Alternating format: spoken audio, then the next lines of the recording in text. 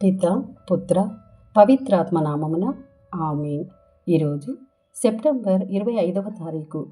లూకా సువార్త 9వ అధ్యాయము 7వ వచనము నుండి 9వ వచనం వరకు.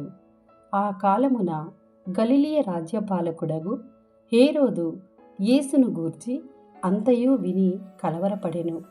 ఏలయన స్నాపకుడగు యోహాను మృతుల నుండి జీవముతో లేపబడెనని కొందరు, ఏలియా అవతరించెనని మరికొందరు, పూర్వ ప్రవక్తలలో ఒకడు సజీవుడై లేచెనని ఇంకను కొందరు చెప్పుకొనుచుండిరి. నేను యోహాను తల తీయించి తిని కదా, మరి నేను వినుచున్న వార్తలన్నీయు ఎవరిని గురించి అయి ఉండవచ్చును అని తలంచుచు హేరోదు ఆయనను చూడగోరెను. ఇది ప్రభుని వాక్కు. సర్వేశ్వరునికి వందనములు.